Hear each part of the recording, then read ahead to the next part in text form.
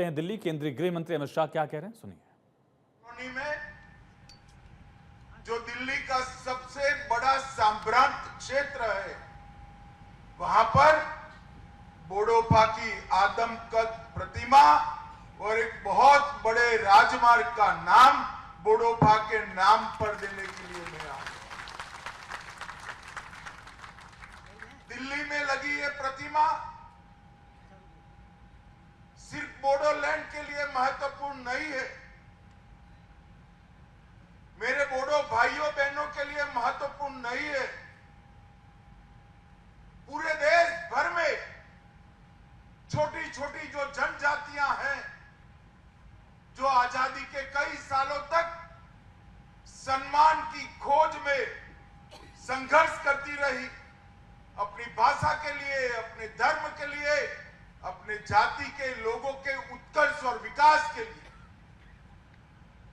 जब बोडोफा की प्रतिमा यहां लगती है, लोगों के उत्कर्ष और विकास के लिए,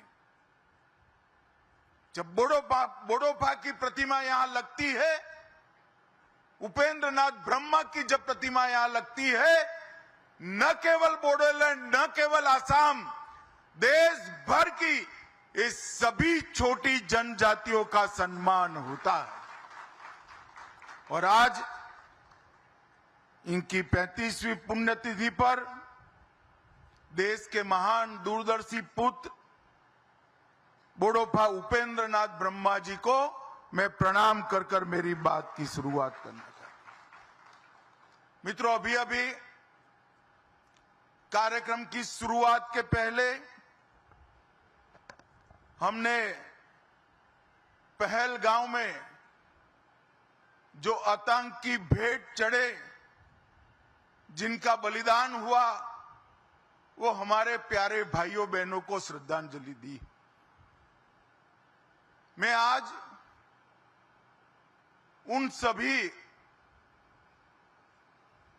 आतंक की भेंट चढ़ने वाले हमारे नागरिकों को, उनके परिवारजनों को कहना चाहता हूं, एक क्षति सिर्फ आपकी क्षति नहीं है, आपके जितना ही दर्द देश के हर नागरिक के दिल में है, हर नागरिक इतना ही दुख का अभिव्यक्ति करना चाहता है।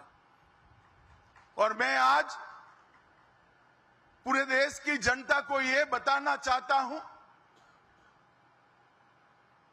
कि 90 के दशक से कश्मीर में जो आतंकवाद चला रहे हैं, उनके खिलाफ हमारे प्रधानमंत्री नरेंद्र मोदी जी का जीरो टॉलरेंस का नीति है। हम मजबूती के साथ अपनी लड़ाई लड़े हैं और आज वो ये न समझ ले कि हमारे 27 नागरिकों का जान लेकर ये लड़ाई जीते हो। मैं सभी आतंक फैलाने वालों को कहना चाहता हूं कि लड़ाई का अंत नहीं है, एक मकाम है। हर व्यक्ति को चुन चुन कर जवाब भी मिलेगा, जवाब भी लिया जाएगा।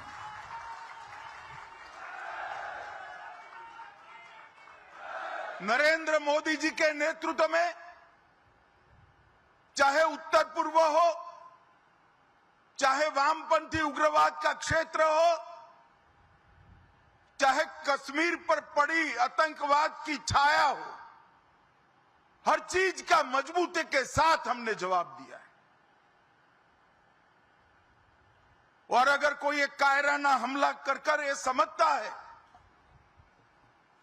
कि हमारी बड़ी जीत है, तो एक बात मन से समझ लीजिए, ये नरेंद्र मोदी सरकार है, किसी को बख्शा नहीं जाएगा, किसी को बख्शा नहीं जाएगा। इस देश की इंच इंच भूमि पर से आतंकवाद को मूल समेत उखाड़ने का हमारा संकल्प है और वो सिद्ध होकर रहेगा। और इस लड़ाई में न केवल 140 करोड़ भारतीय, पूरी दुनिया भारत के साथ खड़ी है। लामबंद होकर सभी दुनिया के देश एक मुश्त होकर आतंकवाद के खिलाफ ये लड़ाई में भारत की जनता के साथ खड़े हैं। और मैं फिर से संकल्प दोहराना चाहता हूं, जब तक आतंकवाद समाप्त नहीं होगा हमारी लड़ाई चालू रहेगी। और जिन लोगों ने एक कृत्य किया है उसका उचित दंड उनको निश्चित रूप से दिया जाएगा। भाइयों बहनों,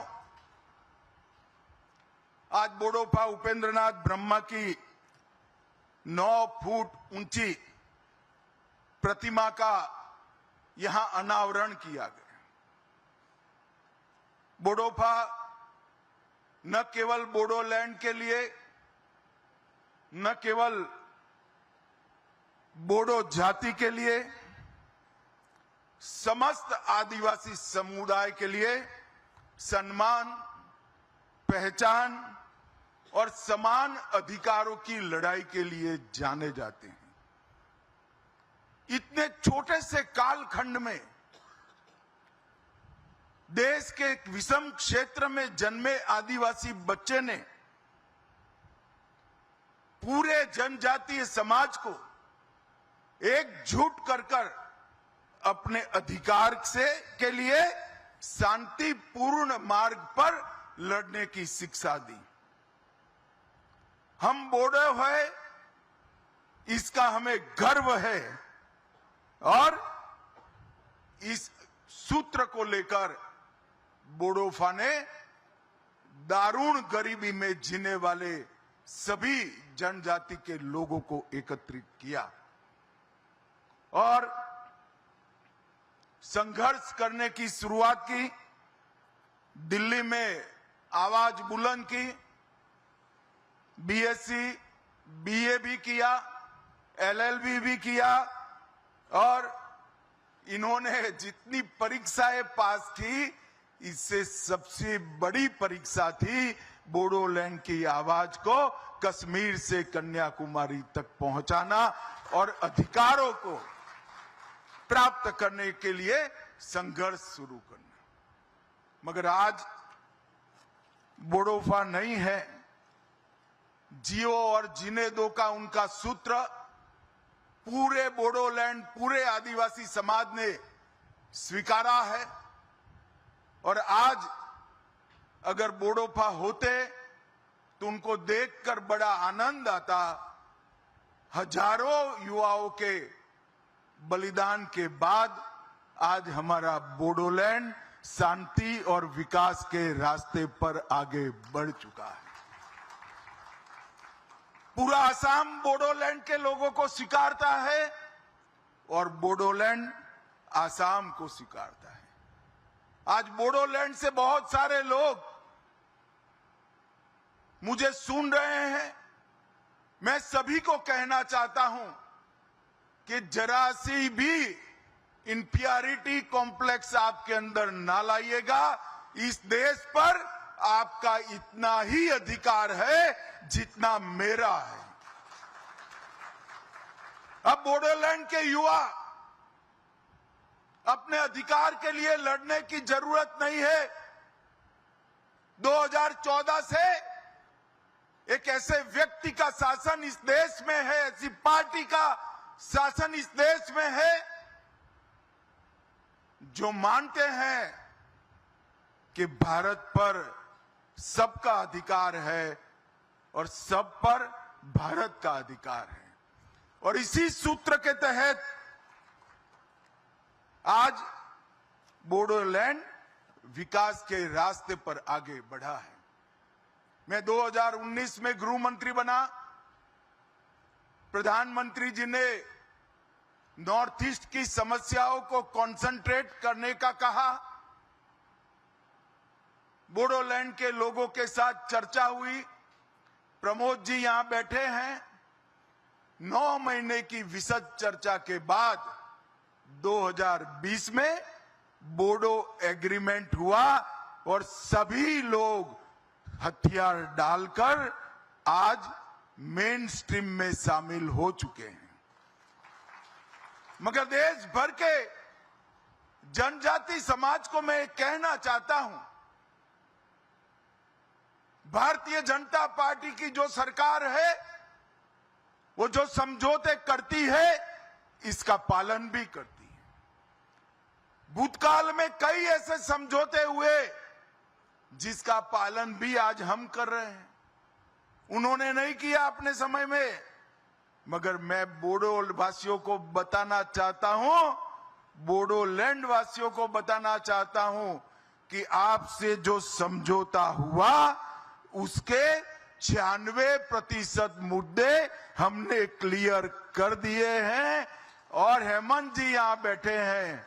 हेमंत जी आज निर्णय कर जाइए कि असम में चुनाव के पहले 100% मुद्दों को हम क्लियर कर देंगे। ये नरेंद्र मोदी सरकार का, ये भारतीय जनता पार्टी की सरकार का एक बहुत बड़ा